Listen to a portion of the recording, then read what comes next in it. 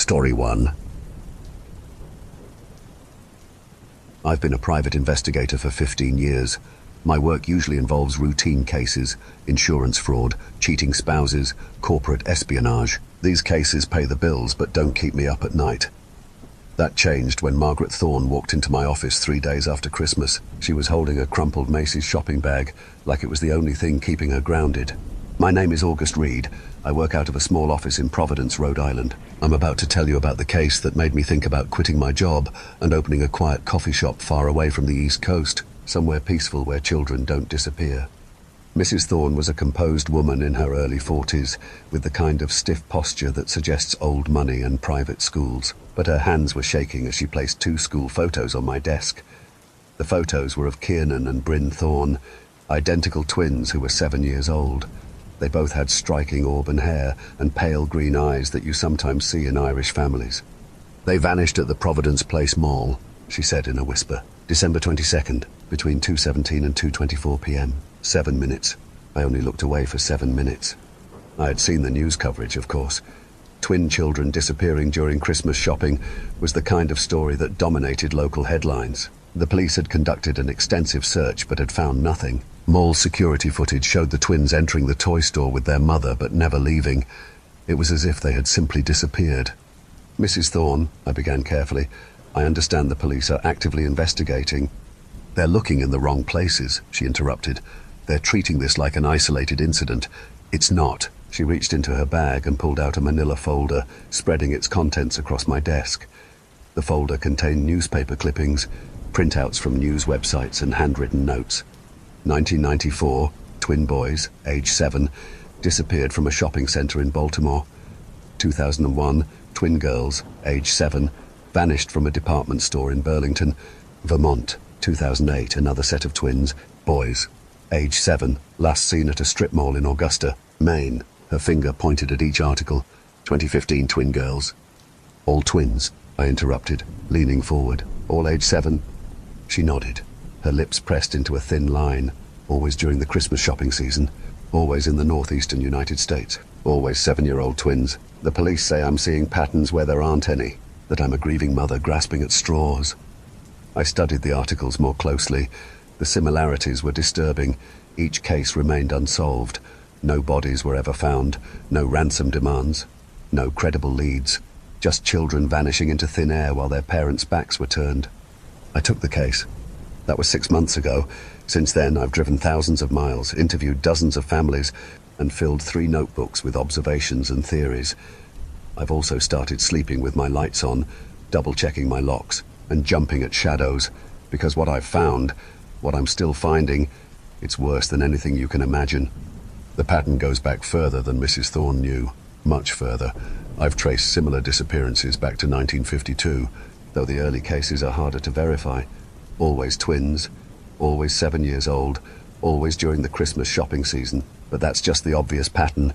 There are other connections, subtle details that make my skin crawl when I think about them too long. In each case, security cameras malfunction at crucial moments, not in obvious ways, no sudden static or blank screens. The footage just becomes subtly corrupted, faces blurred just enough to be useless, timestamps skipping microseconds at critical moments, every single time. Then there are the witnesses.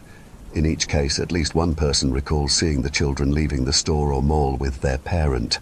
But the descriptions of this parent never match the actual parents, and yet they're also never quite consistent enough to build a reliable profile. Tall but not too tall. Average looking, I think. Wearing a dark coat.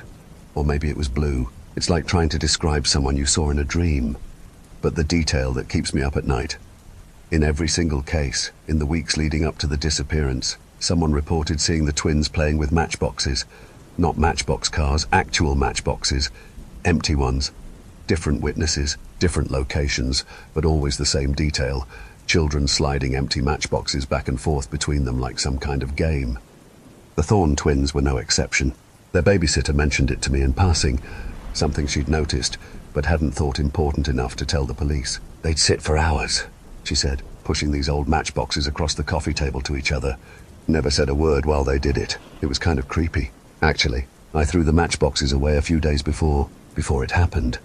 I've driven past the Providence Place Mall countless times since taking this case. Sometimes, late at night when the parking lot is almost empty, I park and watch the entrance where the Thorne twins were last seen. I've started noticing things. Small things, like how the security cameras seem to turn slightly when no one's watching, or how there's always at least one person walking through the lot who seems just a little too interested in the families going in and out. Last week, I followed one of these observers. They led me on a winding route through Providence's east side, always staying just far enough ahead that I couldn't get a clear look at them. Finally, they turned down a dead-end alley. When I reached the alley, they were gone, but there in the middle of the pavement was a single empty matchbox. I picked it up. Inside was a small piece of paper with an address in Portland, Maine. I've been sitting in my office for 3 days, staring at that matchbox, trying to decide what to do. The rational part of my brain says to turn everything over to the FBI. Let them connect the dots. Let them figure out why someone or something has been collecting 7-year-old twins for over 70 years. But I know I won't, because yesterday I received an email from a woman in Hartford. Her 7-year-old twins have started playing with matchboxes. Christmas is 5 months away. I'm writing this down because I need someone to know what I've found, in case something happens. I'm heading to Portland tomorrow. The address leads to an abandoned department store, according to Google Maps. I've arranged for this document to be automatically sent to several news outlets if I don't check in within 48 hours. If you're reading this, it means something serious has happened to me. Maybe I'm dead, or maybe I found something so scary that I had to let the world know. If you have twins or know someone who does, listen up. Watch out for matchboxes. Don't let the kids play with them. And whatever you do, don't lose sight of your children while Christmas shopping. Today is the first day of my update. I'm in Portland now, parked across the street from an old abandoned department store. It's a grand building from the early 1900s with fancy stonework and huge display windows, now covered with plywood. The faded letters above the entrance read Holbrook & Sons. There's something familiar about it, even though I'm sure I've never been here before. Here's the weird part. I looked up the building's history and found out it closed in 1952, the same year twin disappearances started happening. The last day it was open for business, December 24th. I've been watching this building for 3 hours. I've seen 2 different people go inside through a side door. Each person moved with purpose, like they knew exactly where they were going and what they were doing. They walked like they belonged there, like it was their job. My phone has been acting up. The screen flickers when I try to take pictures of the building. The last 3 pictures I took came out completely black, even though it's daytime. One picture before that showed something tall and thin standing in one of the windows, but that can't be right because the windows are boarded up. I deleted that photo because it scared me. When I came back from getting coffee, I found another matchbox on the hood of my car. Inside it was a key and a note that said, "Loading dock, midnight, bring proof." Proof of what? I have no idea. The sun is setting, and I have 6 hours to decide if I'm going to use that key. 6 hours to figure out if finding these children is worth the risk of disappearing myself. 6 hours to wonder what kind of proof they want me to bring. I keep thinking about something Mrs. Thorne told me in one of our later conversations. She had been looking through old family photos and noticed something strange. In pictures taken in the months before the twins disappeared, there were small changes in their appearance. Their eyes looked different, darker, more hollow. In the last photo, taken just 2 days before they vanished, they weren't looking at the camera. They were both staring at something off to the side, something outside the frame. Mrs. Thorne couldn't finish describing their expressions. She just closed the photo album and asked me to leave. I later found the photo in the police evidence files. I wish I hadn't seen it. I've seen many frightened children in my line of work, but never like this. The fear in their eyes wasn't about something immediate like a monster or a threat. It was a deep fear, as if they knew something terrible they couldn't tell anyone. I've seen the same expression in other photos of missing twins, always taken days before they disappeared, always the same hollow eyes, always looking at something out of the frame. I have the key in my hand now. It's old, made of brass, and heavy. It's the kind of key that opens serious locks, the kind you maybe shouldn't open, but those children, 36 sets of twins over 70 years, 72 kids who never got to grow up, 72 families destroyed by Christmas shopping trips that ended with empty car seats and unopened presents. The sun's almost gone now, the streetlights are coming on, but they seem dimmer than they should be. Or maybe it's just my imagination. Maybe everything about this case is my imagination. Maybe I'll use that key at midnight and find nothing but an empty building full of dust and old memories, but I don't think so. I looked at the last photo I managed to take before my phone started glitching. It's mostly black, but there's something in the darkness. A face. No, two faces, pressed against one of those boarded-up windows. They have pale green eyes. Now it's the end of the first day, 11:45 p.m. I'm sitting in my car near the loading dock. Every instinct I have is screaming at me to drive away, fast, but I can't. Not when I'm this close. Something's happening at the building. Cars have been arriving for the past hour, expensive ones with tinted windows. They park in different places around the block, never too close to each other. People get out, men and women in dark clothes, and disappear into various entrances. It's like they're arriving for some kind of event. The loading dock is around the back, accessed through an alley. There are no streetlights back there, just darkness and the distant sound of the ocean. I have my flashlight, my gun, which might not help, and the key. And I have so many questions. Why here? Why twins? Why age 7? What's the significance of Christmas shopping, and why did they leave me a key? The last question bothers me the most. They want me here. This isn't a break in the case. It's an invitation. But why? It's almost midnight now. I'm going to leave my phone in the car, hidden and recording everything. If something happens to me, maybe it'll help explain. Wait, there's someone standing at the end of the alley, just standing there watching my car. They're too far away to see clearly, but something about their proportions isn't quite right. Too tall, too thin. They're holding something. It looks like a matchbox. Midnight. Time to go.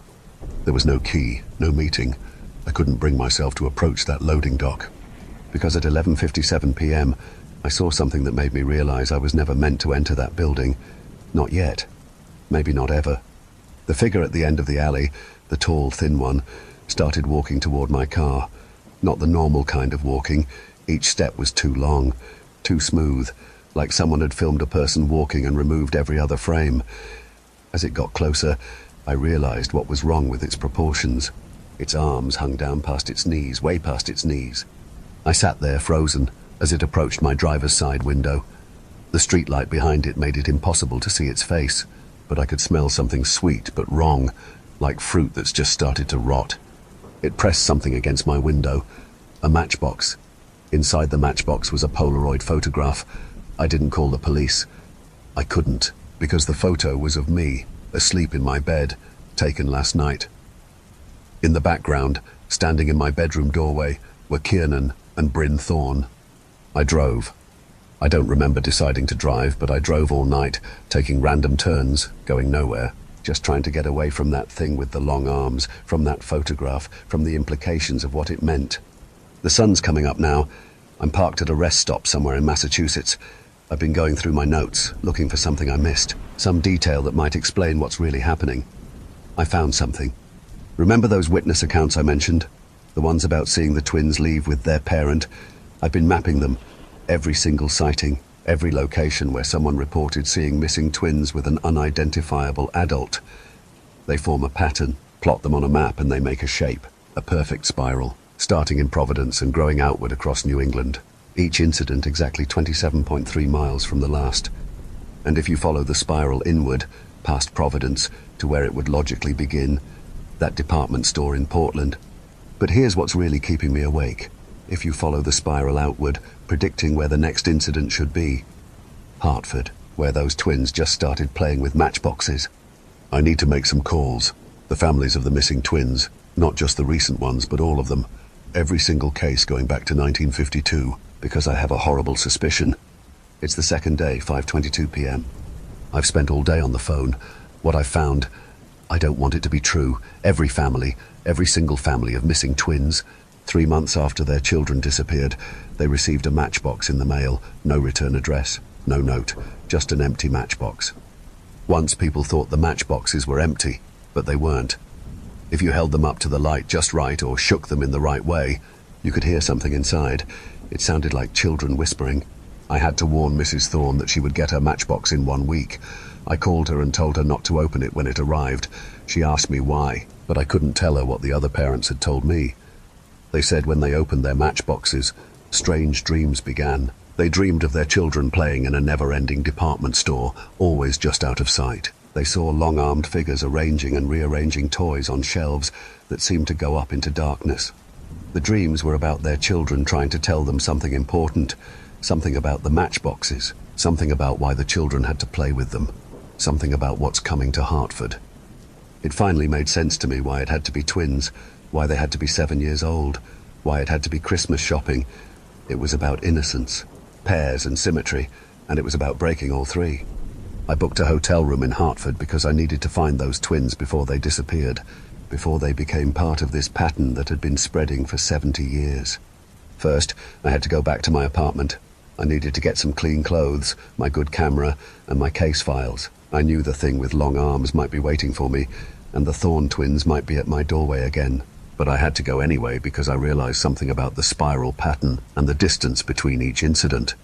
It was exactly 27.3 miles, the same distance light travels in the brief moment between identical twins being born. The same distance sound travels in the time it takes to strike a match. When I got to my apartment, it looked normal.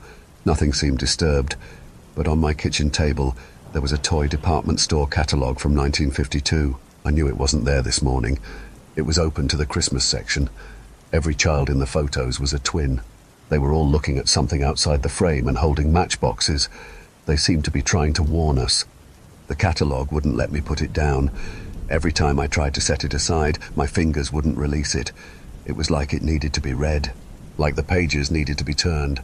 The catalogue was called Holbrook & Sons Christmas Catalogue, 1952 Final Edition. The cover showed the department store as it must have looked in its prime. Bright lights, gleaming windows, and families streaming in and out. But something was wrong with the image. All the families going into the store had twins. All the families coming out were missing their children. The Christmas section started on page 27. Every photo showed twin children playing with toys, wearing clothes, or holding holiday gifts. Their faces were blank and emotionless. In every photo, there was a shadow in the background, like something tall and thin, just barely visible. What really shook me was the handwriting in the margins. Different people had written notes on each page, with different pens, over different decades. It seemed like people had been finding this catalogue and adding to it for 70 years. In 1963, someone wrote, "They're trying to show us something." In 1978, someone wrote, "The matchboxes are doors." In 1991, someone wrote, "They only take twins because they need pairs. Everything has to have a pair." In 2004, someone wrote, "Don't let them complete the spiral." In 2019, someone wrote, "Hartford is the last point. After Hartford, the circle closes." The most recent note was written just a few weeks ago. "When you see yourself in the mirror, look at your reflection's hands." I just tried it. My reflection's hands were holding a matchbox. I had to drive to Hartford right away. I couldn't wait until morning. The twins who just started playing with matchboxes, the Blackwood twins, Emma and Ethan, lived in the West End. Their mother posted about them on a local Facebook group, worried about their new obsession with matchboxes, asking if any other parents had noticed similar behavior. The catalogue was on my passenger seat. It kept falling open to page 52. There was a photo there that I tried not to look at directly. It showed the toy department at Holbrook & Sons. Rows and rows of shelves stretched back into impossible darkness, and standing between those shelves, I finally forced myself to really look at it. Those weren't mannequins arranging the toys. When I arrived at the Blackwood house, all the lights were off, except one in a third-floor corner window. I could see shadows moving against the curtains, small shadows, like children. They were probably awake, playing with matchboxes. I should have knocked on the door, woken the parents and warned them, but I couldn't stop staring at that window because every few minutes there was another shadow, a much taller shadow with long arms. The catalogue was open again, this time to page 73. It was an order form for something called a Twins Special Holiday Package. The description was blank except for one line, "Every pair needs a keeper." The handwritten notes on this page were different. They all repeated the same message, written over and over in different hands. "Don't let them take the children to the mirror department." The last note was in fresh ink, still wet. My phone buzzed with a text from an unknown number. "Check the catalogue index for mirror department, special services." I knew I shouldn't, but I did it anyway.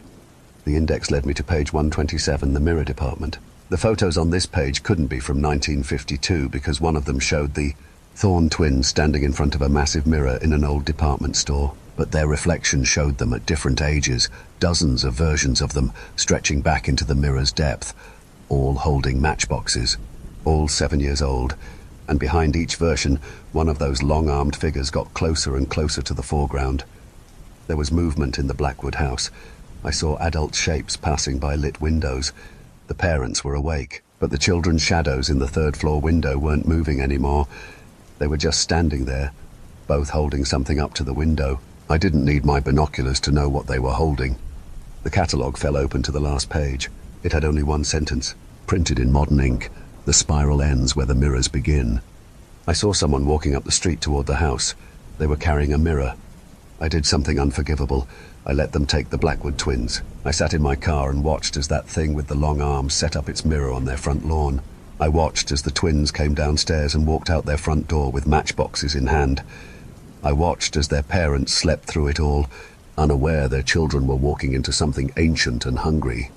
But I had to, because I finally remembered what really happened to my brother that day at the mall, and I understood why I became a private investigator. The catalogue seemed to be writing itself now. New pages were appearing as I watched. They were filled with photos I had supposedly taken during my investigation, but I had never taken these photos. In the photos, I was the one being watched. In every crime scene photo, every surveillance shot, there was a reflection of me in a window or a puddle, and in each reflection, I was standing next to a small boy, my twin brother, still 7 years old, still holding his matchbox. Now, it was the early hours of the morning on day 3.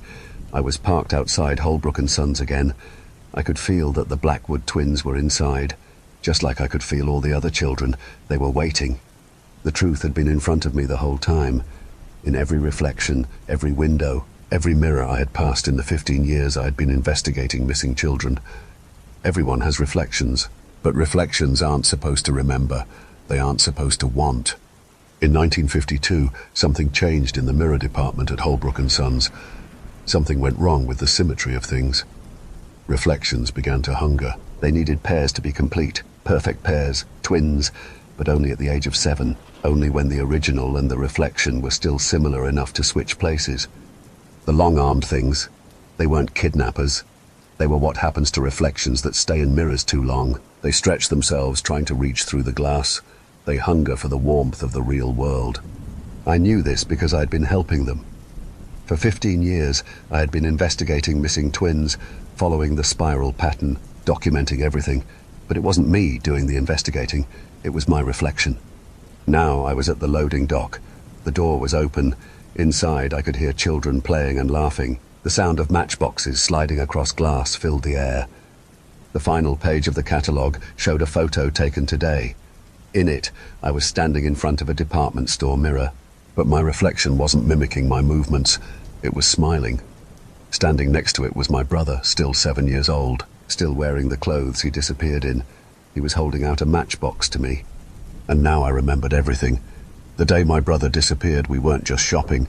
We were playing a game with matchboxes, sliding them back and forth to each other in front of the mirrors in the department store. Each time we slid them, our reflections moved a little differently, became a little more real, until one of us stepped through the mirror. But here's the thing about mirrors and twins. When identical twins look at their reflection, how do they know which side of the mirror they're really on?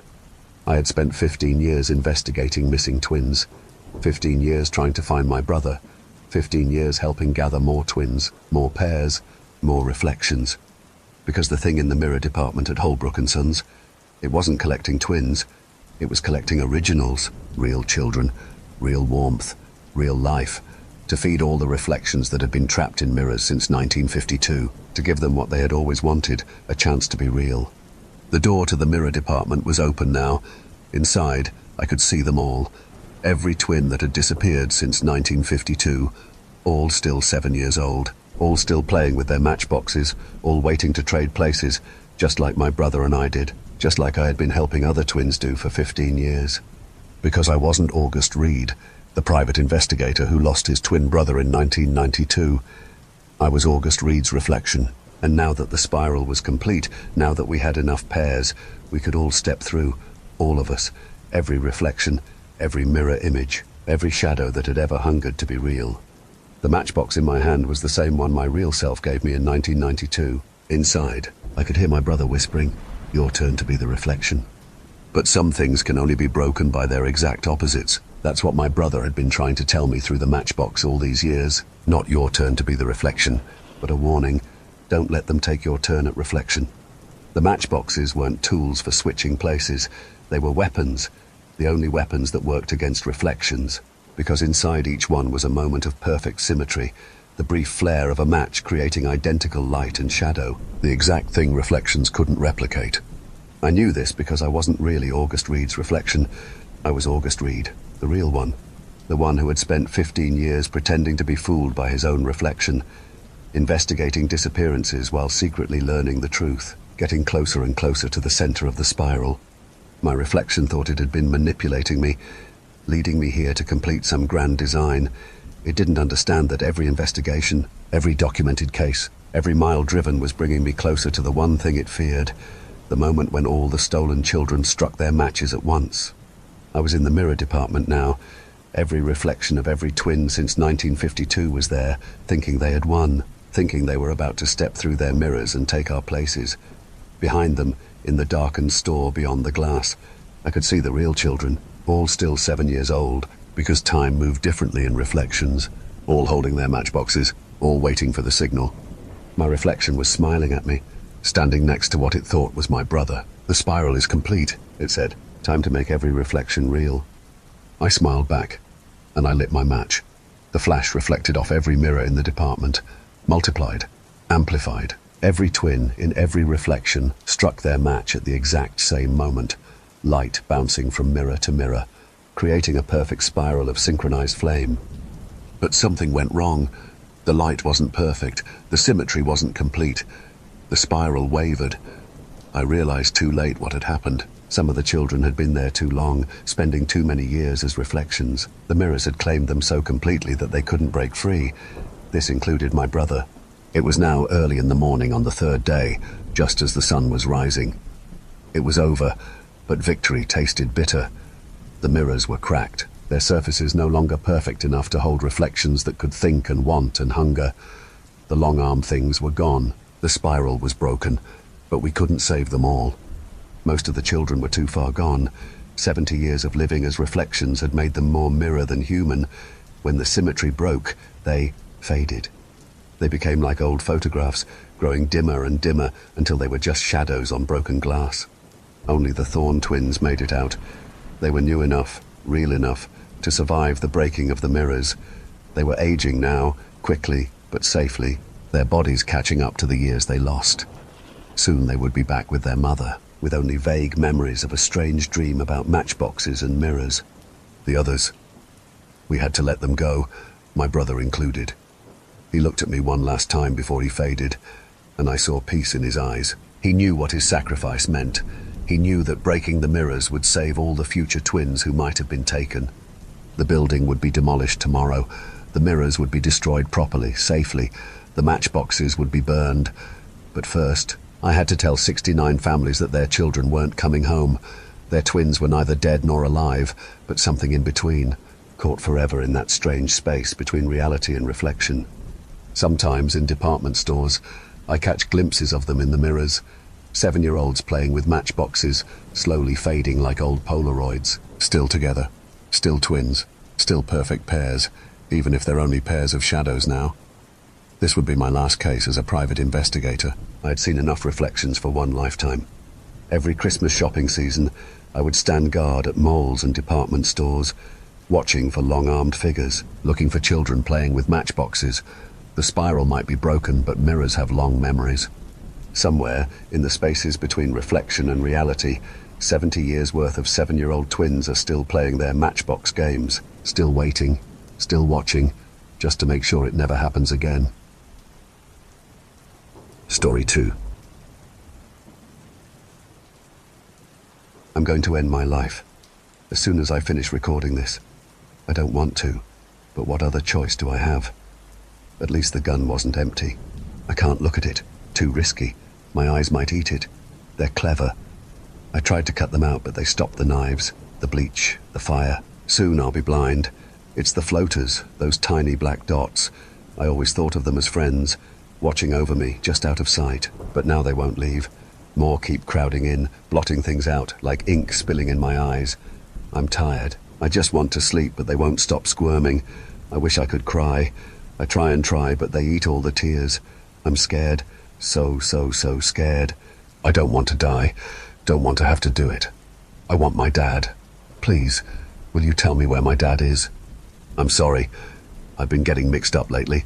Haven't slept in days, I think. Gotta breathe.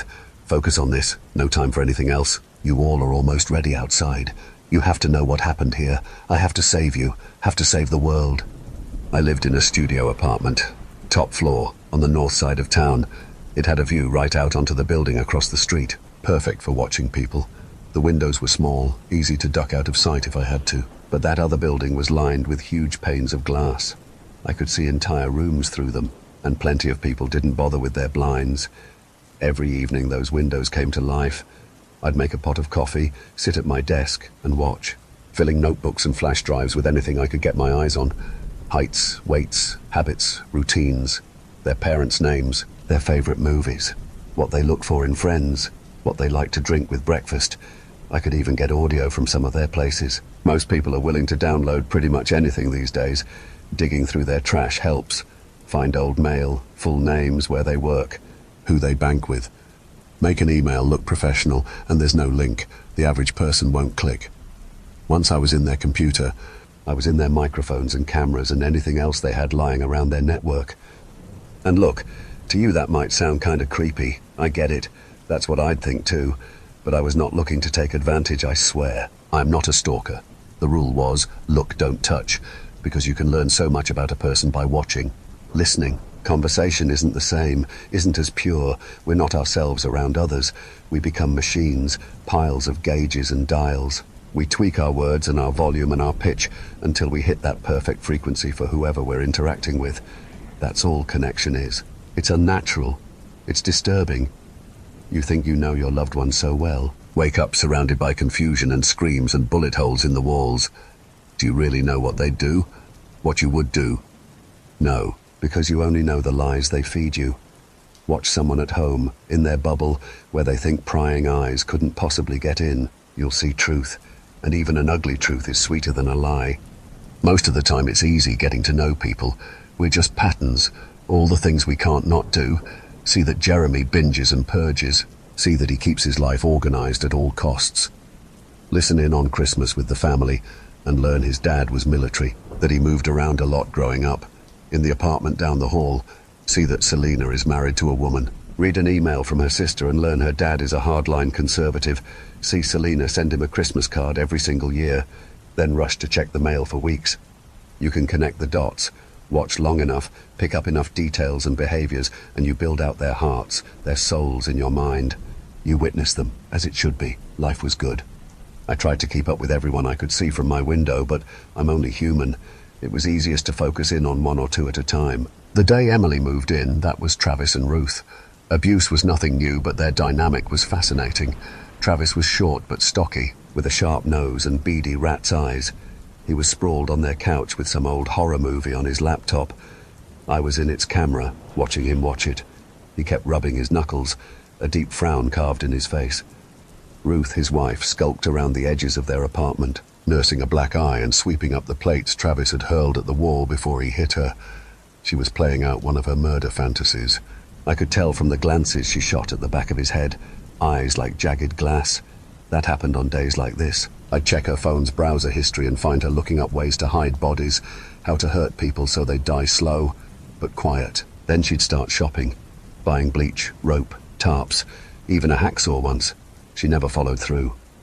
At the other end of the building, Selena and her wife Dawn had just gotten home. They liked to cap off their week by sharing an audiobook and a bottle of wine on the couch.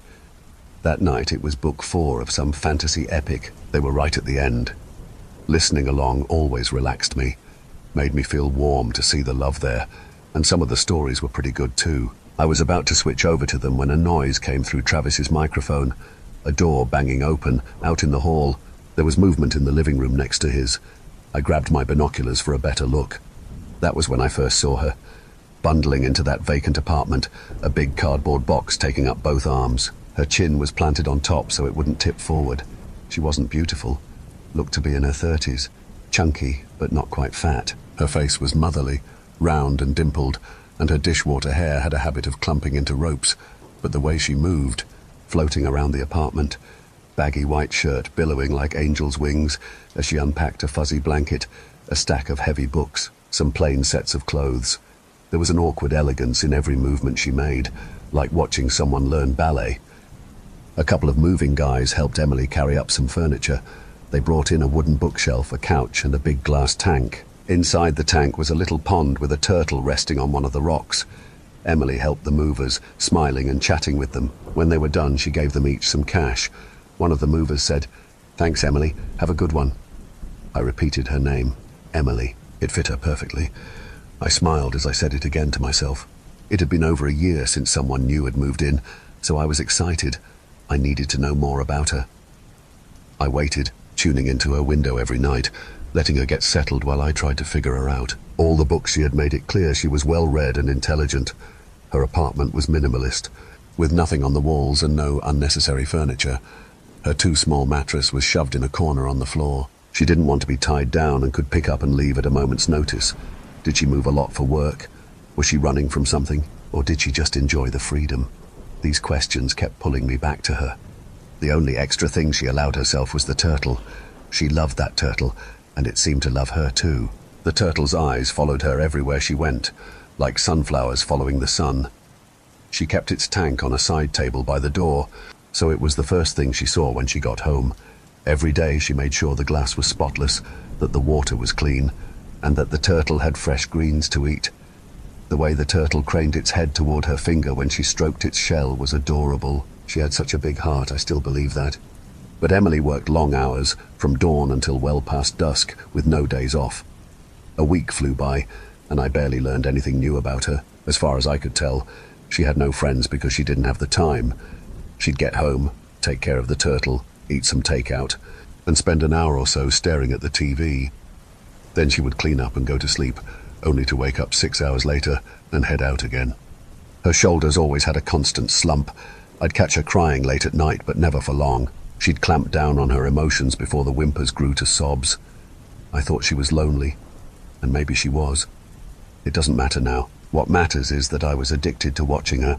She brought me comfort, and the rest of the world fell away when I was with her. But I was stuck with only a few hours a night, just a small taste of her, when all I wanted was to have more. I'll admit, maybe in the past I've gotten too interested in people, but never like this. It only got worse. When she left, all the color in the world went with her. Everyone I used to watch seemed dull and unimportant. Nobody held my attention like she did. The instant her lights turned on, I'd drop everyone else to watch her. I hated it. I felt guilty for abandoning people I'd spent years observing just to watch her eat, sleep, and take care of that turtle. Every day the guilt coiled tighter in my stomach, but I kept doing it. Stopping would have been worse. Having her always just out of sight, never there but never gone. Who would do that to themselves? That night, she wasn't back by her usual time. I started to freak out.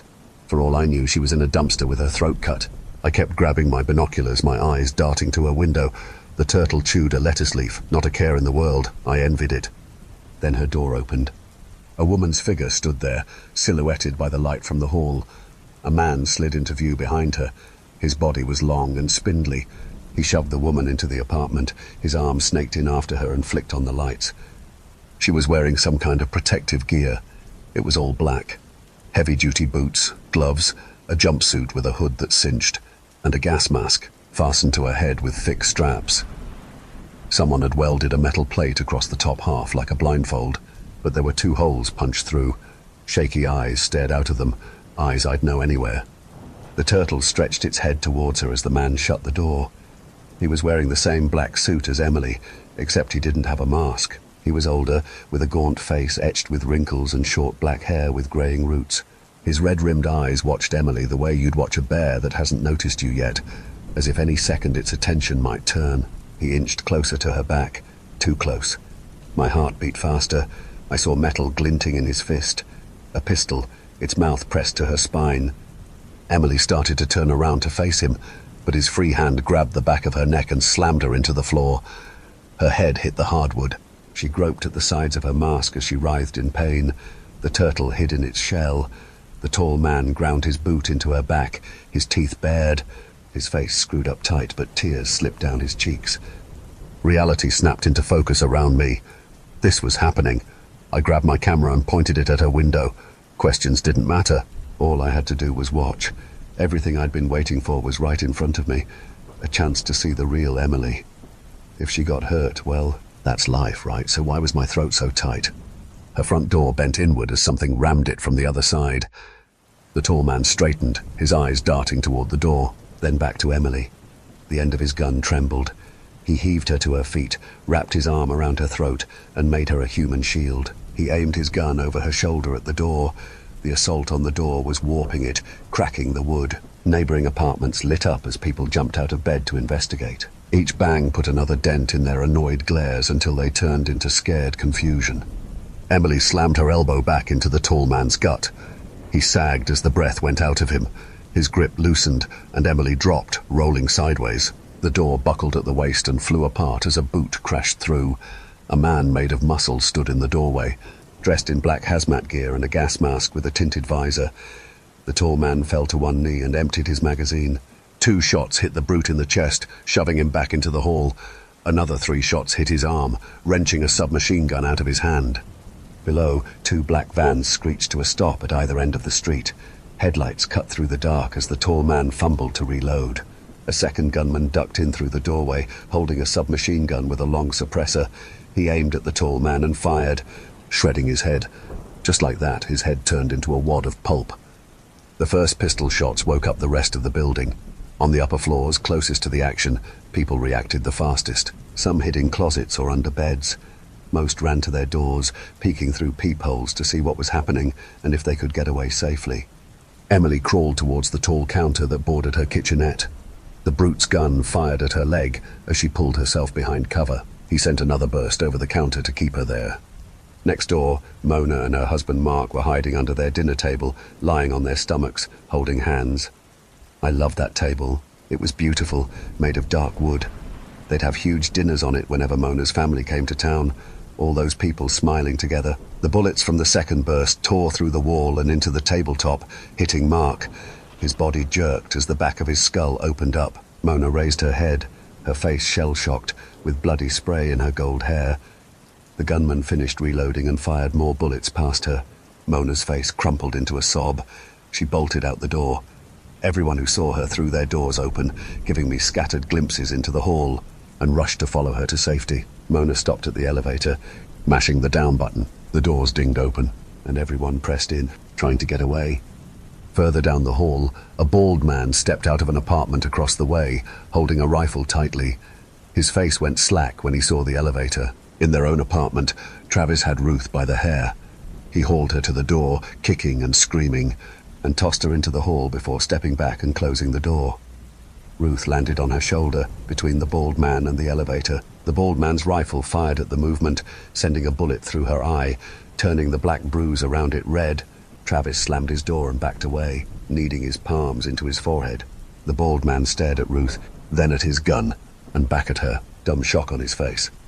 Panic spread through the building, picking up more people on every floor until a wave of terrified people spilled onto the street. More people came out of nearby buildings, pointing their phones at the chaos. Muffled screams drifted up to my window. I had seen people hurt themselves before, seen them cut, beaten and bruised. It's not fun, not a nice thing to watch, but even though they taste bitter, pain and fear are like medicine. They strip away the ego and leave us exposed. Human.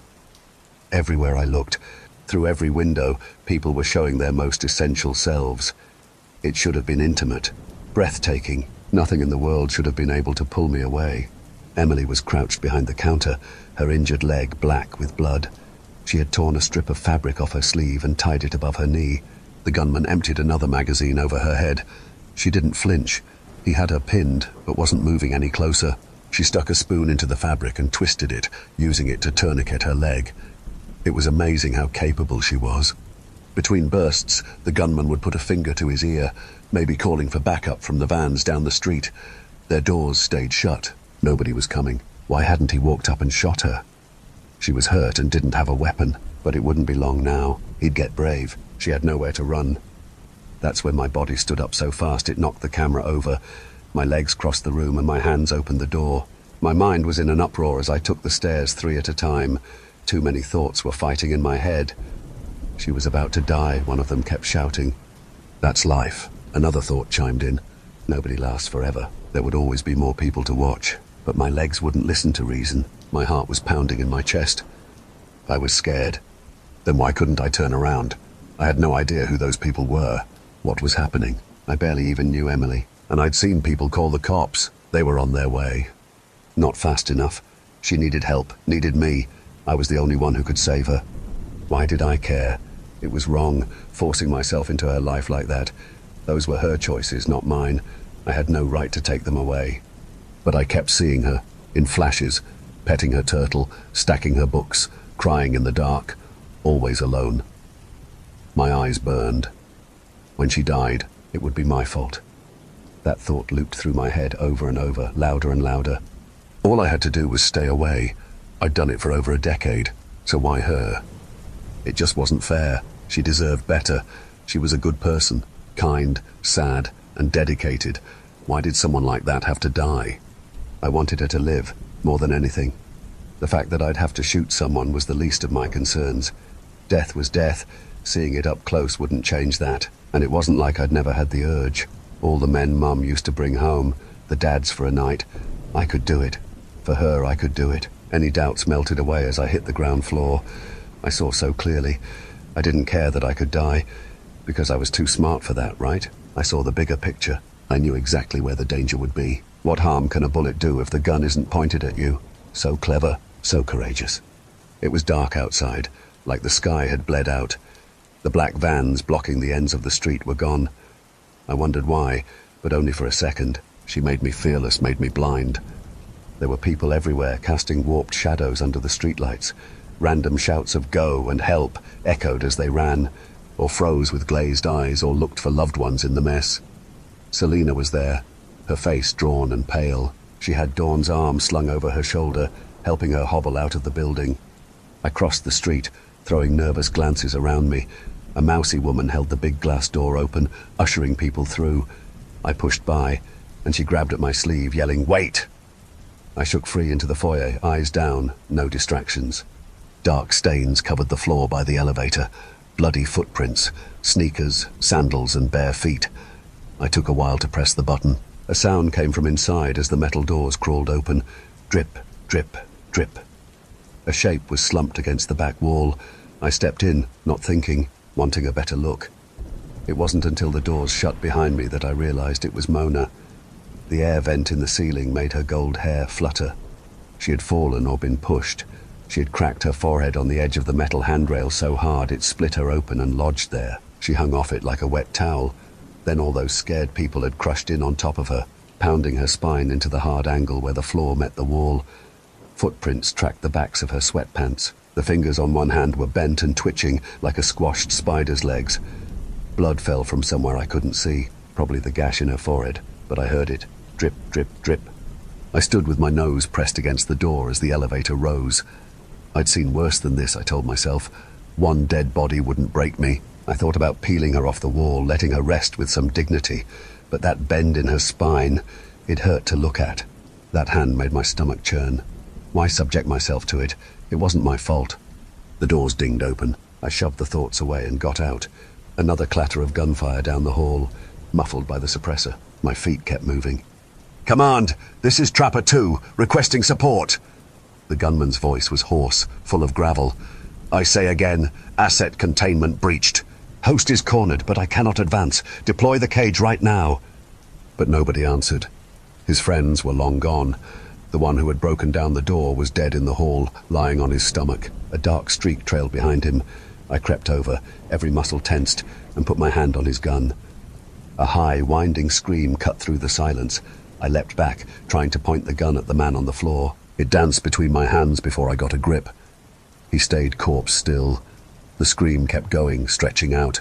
Nothing but pain. The kind of sound an animal makes when they aren't killed clean. It didn't last long, just a handful of seconds. Then there was a gruesome ripping sound. The scream fell apart into a wet gurgle. Cold fear stabbed my chest. Was I too late? I stumbled into Emily's ruined doorway and froze. The second gunman was floating in mid-air, beyond mutilated. His mask was gone. His arms were flung out to either side. He still had his gun in one hand, and he was fighting to move it, but it was pinned there, like he had been crucified. Every bit of flesh had been scraped clean off his other arm. The bones gleamed as it hung there, skeletal, and there was this noise, this gnashing, metal-chewing whine that raked through my ears. Under that arm, something started to grind the skin on the side of his chest into wet froth, like it was polishing away rust. Bright white ribs smiled through the opening. His head lolled, his crazy eyes bulging. Foam flecked his mouth, working open and closed, but all he spoke was a river of blood. It was everywhere, gushing out of every orifice, wrung out of a human sponge. And still the floor below him was clean. A clump of insides slopped out over his naked hip and just melted into thin air. Emily stood opposite him, propping herself up on the counter, the two black holes in her mask drilling into him. A metallic click hung in the air. There was a spray of plaster dust as a bullet hole opened in one of the walls. Smoke swirled from the end of my gun. It was raised. My finger relaxed and I realized I'd pulled the trigger. I don't know why. It just happened. Emily's gaze flicked over to me. My skin went hot, started to itch. The force that kept the gunman floating let go. He managed to swing his good arm as he fell. The gun went off, drew a line across Emily's head. Her legs turned to jelly, and she crumpled as the gunman slapped onto the floor. Quiet then. Nothing moved. Vomit was pushing up my throat when I heard the noise, coming from behind the counter, from Emily. It's amazing how the brain is able to build its own private reality.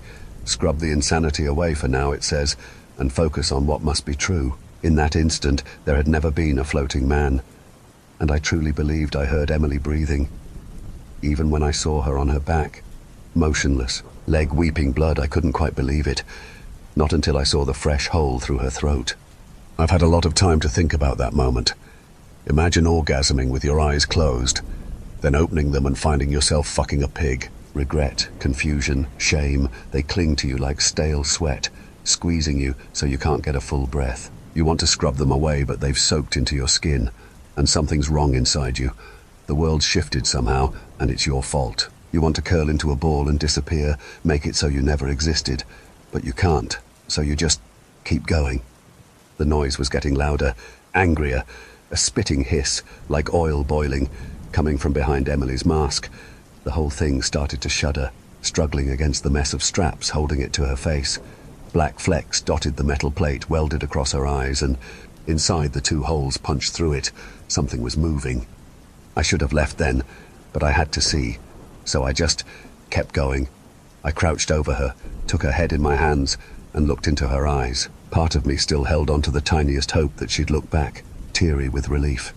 But her eyes were gone. Two black pits full of tarry, bubbling liquid stared back instead. Droplets of it spat out onto the metal, the mask, the floor around her head. Then the pits went still. I felt something watching, just out of sight. Something massive. It laid its eyes on me, eyes all around me, peeling me back, layer by layer. I tried to turn away, but it was too late. The liquid came alive.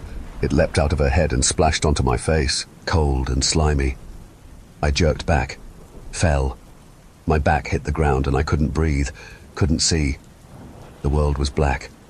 I clawed at my face, trying to get it off, get it out, but it moved, probing, slipping through the gaps by my tear ducts, pouring itself into the space around my eyeballs and hugging them tight.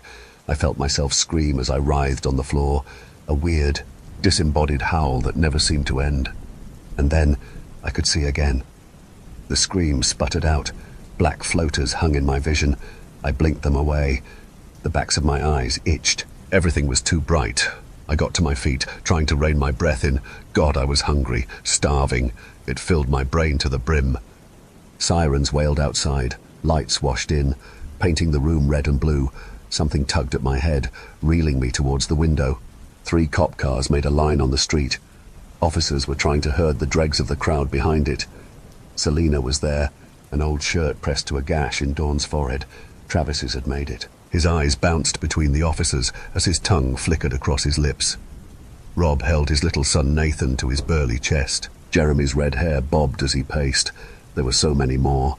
Everywhere I looked was a face I'd spent time with. The itch in my eyes was like fire. I ground my fists into them, but that made it worse. When I pulled my hands away, the edges of my vision were fuzzy and dark. A black dot drifted out into view. A floater, smaller than a gnat. It was moving towards one of the cops. I tried to blink it away, but more shook loose. Then more, and more. The first landed on the cop's shoulder. A big, bearded man with tattooed forearms. He winced and slapped at it. There was nothing there. He looked around, confused. He couldn't see it. It had never left my eyes. Another one went over his cheek and he hissed, slapped there too. But it was like trying to swat away a sniper. His buddies were giving him weird looks. Floaters kept pouring out of the corners of my eyes. A great buzzing swarm. They fell over the cop's hand first, packed so close they made a quivering silhouette, like a glove of flies. He yelped, tried to yank his arm away, but it was cemented in place. His friends started shouting, tracing their pistols across roofs and windows. Tension rolled through the people behind them. Nobody understood what was happening. The cop opened his mouth to scream, and the swarm darted into it, blackened his jaw. He pawed at it, and they spilled up his fingertips as they hoisted him into the air. Now his friends' guns were pointed at him. Every mouth hung open. The crowd were on their feet, but nobody moved. They all watched in spellbound silence as a man was eaten by the air. More floaters congealed around the cop's body, lunging at any hint of movement, and where they went he came apart like soggy bread. Deflating, no more room on his bones, so they descended on the crowd. So many I could barely see through them all. People started swatting at themselves, slapping their arms and legs in a strange dance that kept picking up tempo. Then they started to scream. One of the cop's friends put a bullet in his floating skeleton. I slammed my eyes shut. I didn't want to see. I thought it would stop them. They didn't like that. Itching, burning, excruciating pain all over my eyes. The nerves hooked into them became molten chains, rattling back into my skull, down my neck. I shrieked, short and sharp like shattering glass. My eyes flew open and the pain was gone. The floaters were black flames flickering over a field of bodies. The people were made of wax. They melted, flailing and sobbing, into puddles of bone and torn clothing. Mangled screams piled on top of each other like bodies in a pit, until they were one awful noise. Officers shot at the air. Bullets ate into the street, smashed through windows. One tore past Dawn's face as her skin peeled away into muscle, into skull. Selena kept trying to scoop her back together. Another stray bullet pinged off a lamppost, blew chunks out the back of Selena's head, and they both toppled at Travis's feet. His squeals died as a black splotch gripped his jaw and squeezed. It climbed further up his face and left wreckage behind. He was crying when they swept over his eyes. One by one, the screams winked out, like all the stars dying. Then a silence that ate the world. My eyes cleared as the swarms broke apart. They swam back into the dark corners of my head, swollen and lazy. The street was a carpet of death. All the people I'd dedicated my life to, blended together on the asphalt. I couldn't tell who was who. If I'd never been born, it wouldn't have happened. I snapped my head away. My stomach was swollen. The backs of my eyes purred. A long moan limped out of me. My knees hit the floor, but the pain and everything else was far away. Blurry around the edges. Reality was watercolor. I couldn't hear over the blood hammering my temples, the ragged breaths sawing through me. I cried fat. Silent tears that never made it out of my eyes. Those things sucked them down as soon as they welled up. Panic set in, bone deep. I tried to claw at my eyes, but every time my shaky hands got close, that rabid pain woke back up, so I tore at my hair instead. I wanted my dad, wanted his arms around me, the smell of beef on his work clothes as he hugged me and told me it would be okay. But he was dead. I used to see it, when I could still sleep. The garage door gaping open, his brains pink on the car's black dashboard. Mum never let me read the note. He hadn't acted any different before. He'd always been sad. I should have watched him closer. I would have seen it. He knew what Mum was doing. I could tell from the way his lips pressed white when I told him. He'd been able to live with it, but I had to confront him, had to rub his face in it, like he was a dog. He couldn't even look at me. I only wanted him to be happy, to take me away. He was gone when I woke up. My whimpers morphed into hacking, breathless laughter. I threw up, nothing but bile. Floaters ate that too. I wiped slime off my lips and they picked it off the back of my hand. That crowd of tangled screams echoed through me. I sprang to my feet, dug around the kitchen drawers till I found duct tape and ran it in strips over the windows. until no light could seep in.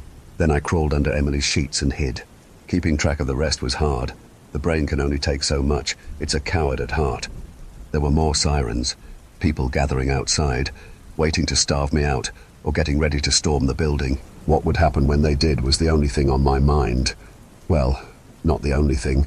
Wasn't long until I got hungry again, and then all I could think about was Mona in the elevator with her eggshell skull, dripping sweet red juices, the wad of brains clinging to the tall man's neck, getting stiff, starting to stink. Might help clear the air if I looked at them, just the ones in the room. I was so hungry, could barely breathe through the drool. The thought of normal food made me sick, and my eyes were getting angry, stinging like wasps.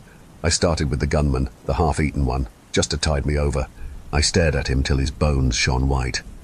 After that, I sat back. The turtle was at the edge of its tank, looking back and forth across the room. It had such sad eyes. It must have been thirsty, so I went and filled a dish with water. When I put it in the tank, there was a little squeak. Floaters pranced over tiny bones and broken bits of shell. It happened so fast. They snatched it out of the corner of my eye. I tried to cry again, but it's not the same without tears. Muscle memory tried to blink after, but my lids were stuck in place. I realized I hadn't blinked in hours. It's a weird feeling, having your eyes pried open, but it doesn't hurt. They keep them wet, pick away all the debris. I miss it though, blinking, crying, human things. I went straight to the kitchen knives and stabbed one at my eye. The point was about to drive home when they chewed through the metal, and it disappeared down to the handle like a retractable prop. I kept going until handles were heaped on the counter. Next thing I knew, I was under the covers again, trying to ignore the constant squirming behind my eyes. It hit me then that in the right hands they could have eaten cancer, eaten disease. Emily dedicated her life to making the world a better place, and I killed her. I killed everyone. The next day, I ate the tall man. Better that than let him rot. At least he was dead already. At least it stopped the pain in my head. It's what he would have wanted. I found some bleach in Mark's apartment, tried to pour it in my eyes, but all it did was burn my face. I tried everything. And still, one by one, the bodies turned to spotless bones, until it was just Emily and I. A small army outside by then, hundreds maybe. I heard them marching, voices barking orders, trucks rolling in. I was getting hungry again. They got more impatient with every meal. I couldn't eat Emily. She deserved rest. Maybe I could peel open the window an inch. Just a taste couldn't hurt. An arm or a leg. The thought made me sick, but there was nothing in my stomach, so I retched in the corner like a cat. The world was worse with me in it, but they'd find someone else to jump into if I died. I had to fix it. I made myself think about Emily. She'd want to help them, to save them from me.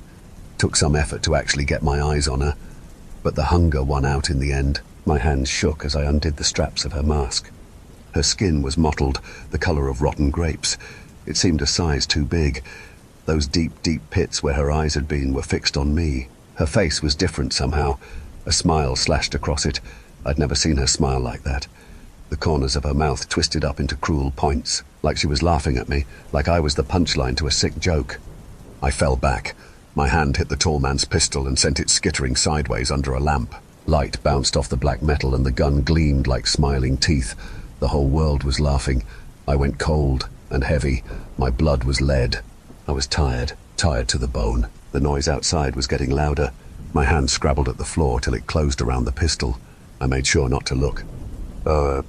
You're inside now. I hear boots down the hall. You'll be here soon. Whatever you do, don't let me see you. They'll still be in me after I'm gone.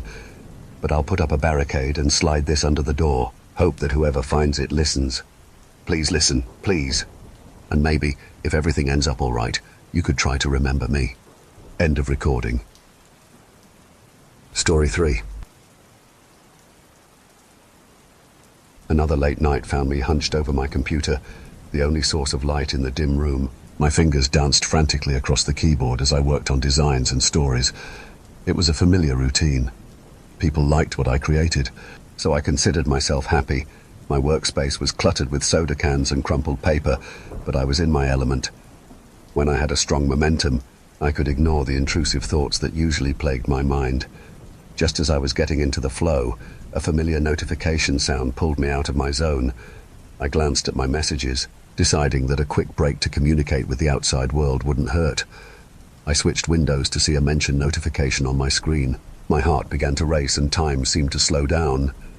The cluttered desk vanished, replaced by a blinding, dreadful fog. It was as if someone had released a possessed smoke grenade right in front of me. I gagged and sputtered, my vision blurred, and my mouth felt dry with a putrid odor. My ears were assaulted by anxious screams and agonized wails. It felt like an eternity, each inhale depriving me of more oxygen. Then, as suddenly as it started, the process ended, leaving me stranded in what I hastily judged to be hell. I looked up and saw no sky, just an endless swirling mass of storm clouds. It felt like I was in the eye of a hurricane. The clouds billowed and swirled, an unending mess of chaos. The frigid wind sent shivers down my spine, pushing the black smoke at terrifying speeds.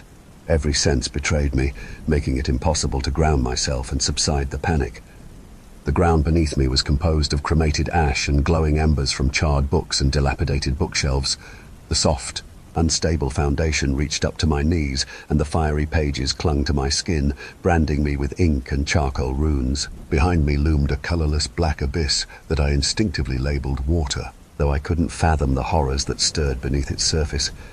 The pounding in the earth signaled the presence of something titanic.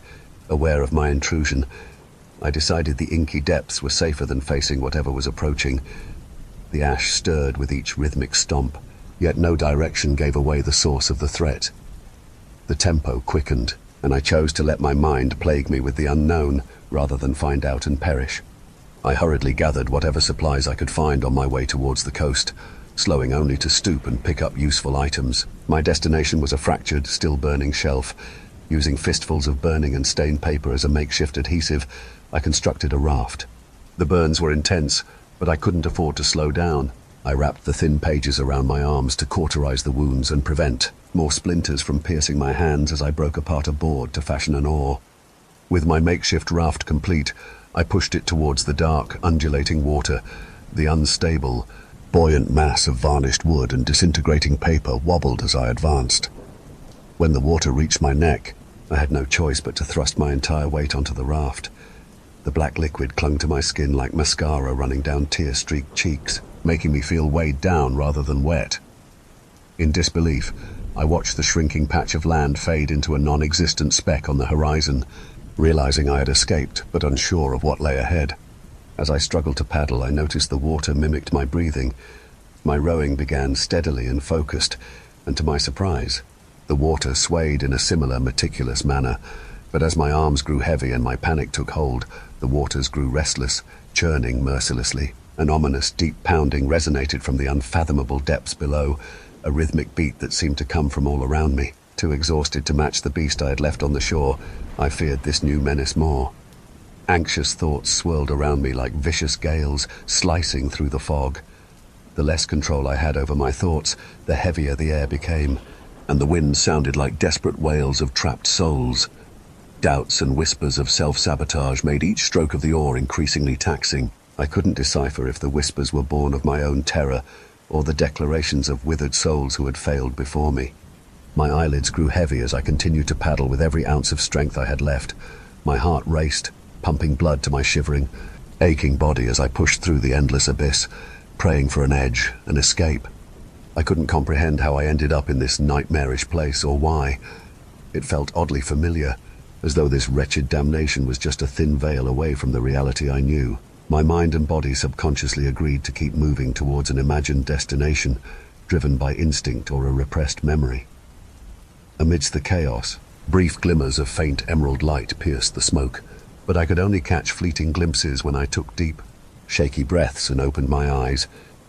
Feeling a new burst of energy, I kept splashing in the direction of the light. My frantic movements stirred the still water, drawing attention to my vulnerability again. The ink, which had been still, began to hum.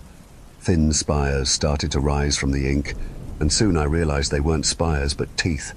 I needed to escape whatever creature I was in. I dove into the inky water and kicked away from my raft.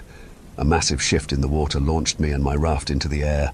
I heard a deafening roar, but couldn't clear my face fast enough to see the monster.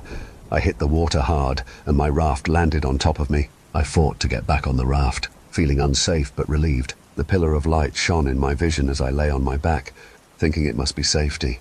As I got closer to the pillar, I struggled to keep moving. My muscles felt like they were falling apart.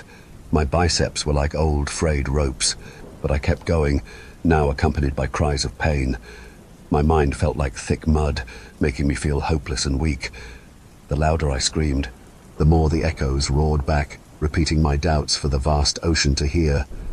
My will was being smothered into the inky abyss, but before I could give up, my raft crashed into shallow land. The beacon of light was just a short distance away. My bare feet recoiled from the jagged bones that made up the dry land, replacing the ash. Each step through my burned flesh sent splinters into my feet as I forced myself up the shore and into a dense thicket of thorny brambles and insect-ridden logs. My toes curled into the sharp ground as I cringed at the thought of what might lurk in the thicket, but I knew the base of the pillar was within. The sound of crunching and squishing beneath my bloodied feet was accompanied by grunts, tears, and the wet smacks of the splintered brambles stretching beyond my sight. Exhaustion crept through my open wounds, making my legs feel like stone. My bloody chest heaved as I tried to breathe through punctured lungs. The longer I stood still, the more the environment twisted around me, marking me as prey. The calcified pillars, the final remnants of victims in this abyss, fell apart as mutated insects and other terrors with stingers and fangs closed in. The shadows swayed, confirming my suspicion that something was hungry. Still, I remained motionless. A new threat approached me from a decayed branch. It was a deformed or mutated arachnid chimera, a mix of wasp, spider, and panic. It had tailless whip scorpion jaws, wolf spider fangs, and a hornet stinger. Its pincers locked into my torn muscle fibers through my left bicep, sinking its fangs into my corroded arteries. The beast's tail tore into my wrist and lodged itself into one of my veins. I felt the piercing pain, but there was no temperature change that comes with venom until something snapped. Each negative thought, each doubt, began to feel like a physical weight, making it harder to move forward. The parasite was accelerating my anxiety, breaking my will to continue. The foreign substance being injected acted like blood while corroding my veins and body until I was nothing but bone. My gaunt hand clawed at my emaciated arm in a desperate attempt to free myself, forcing the spider to burrow deeper and leave a tunnel through my forearm, rushing towards my heart. I grabbed the spindly branch it perched on and punctured my armpit. The pain was excruciating, but the grotesque sounds of crunching and squishing were worse. The husk faded to dust by the time it hit the ground. The lethargy never subsided, and I was losing blood even faster. I regained control of my legs and forced myself to move on. The idea of stopping and giving up, not having to endure the inevitable pain of seeing no solution, the burning intensity of pincers, fangs, stingers, and more doing things to my body and soul I never imagined, was the most tempting offer my mind could create. Succumbing to my fate felt just a bit more comfortable than the unknown that came with moving forward. Shaking my head violently, I pushed on, enduring more agony, blood loss, and hope. I tilted my heavy head upward and wiped my sweaty, blood-soaked hair out of my eyes. The pillar of light and its base were just within my reach. Fragments on the ground sank deeper into the soles of my feet, scraping bone. The pillar of green light, which had been a beacon of hope, now seemed like an ominous threat. I thought about all the ways my situation could get worse, and messing with an energy-emitting pillar seemed like a solid way to make that happen. My immediate familiar torture felt slightly more comfortable than the unknown again. I continued slowly, step by step, until I reached a polished ivory tower that stood up to my chest with a glass-like dome, guarding a concentrated area of the same angry fog above me. The black, inky clouds swirled furiously within the dome, beckoning me to interact with it. I stared, mesmerized, and noticed there wasn't a dome, just electricity firing wildly from the smoke, making it look that way. Impulsively, I sunk my hand into the foggy storm, and almost instantly, the winds above me followed suit. My hand began to feel numb, and the sensation crawled up to my elbow. Panicking, I flung my arm, and a rift appeared in the sky where my hand had cut.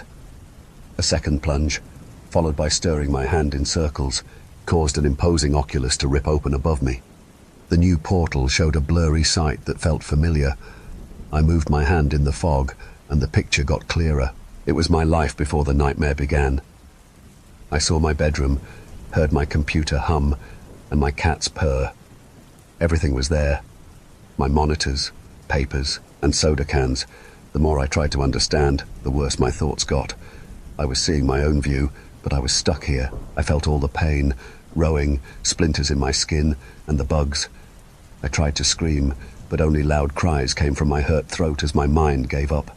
That portal showed the real me, but I was still here. Something was living my life, making friends, writing stories better than I ever could, and making people expect more from me than I could give. My life was being lived for me in ways I never imagined. I didn't know what was worse, going back to my life and being a failure, or staying in this hell and knowing I would never really achieve anything. Can someone be happy when they are not themselves? Could I live with a little success mixed with a lot of failure? I pulled my hand away from the fog, and the rift in the sky closed. In all the panic, I became numb, something that would have been a miracle not long ago. I was numb to the pain, numb to the injuries and horrors I faced, and worst of all, numb to the darkness closing in. I fell to the ground, feeling defeated. I curled up, begging for change, anything to move me from that spot. I closed my eyes tightly, fighting back tears, only to open them and find myself back in my computer chair with no time having passed, staring at a new message that read, "Just now. Looks really good.